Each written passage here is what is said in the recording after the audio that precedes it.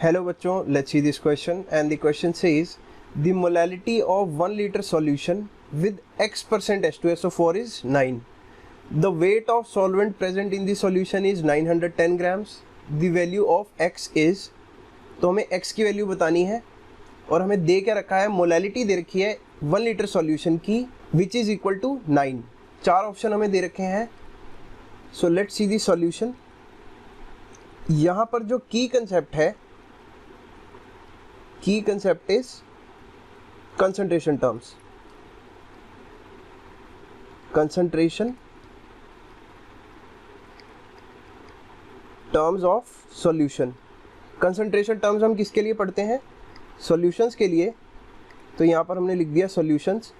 अब इसमें बहुत सारी टर्म्स आती हैं, मोलैरिटी, नॉर्मेलिटी. मोलैलिटी जो हमें क्वेश्चन में दे रखी है, मोल फ्रैक्शन एंड अदर्स. तो सबसे पहले हमें कंसंट्रेशन के बारे में पता होना चाहिए. अब हमें गिवन क्या है? मोलैलिटी. तो मोलैलिटी का फॉर्मूला लिख लेते हैं. मोलैलिटी डिनोट करते हैं स्मॉल m से. It is equal to number of moles of solute. तो यहाँ पर हमारा सॉल्यूट क्या है? H2SO4. तो यहाँ पर हमने लिख दिया H2SO4 divided by weight of solvent. Weight of solvent in kg. अब हमें वेट ऑफ सॉल्वेंट तो दे रखा है ग्राम्स में.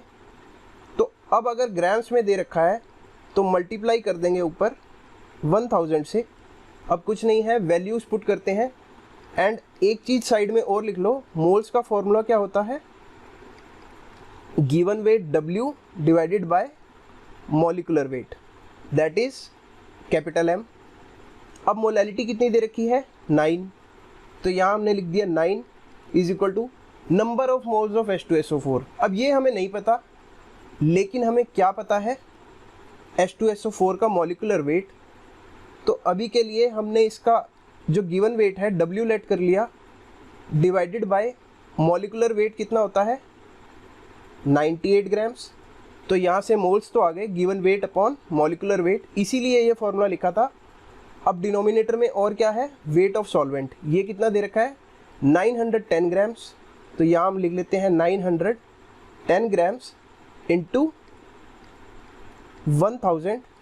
तो अब कुछ नहीं है, क्रॉस मल्टीप्लाई करेंगे तो W की वैल्यू आएगी 98 इंटू 910 डिवाइडेड बाय, और यहाँ पर 9 भी आएगा न्यूमरेटर में, डिवाइडेड बाय 1000.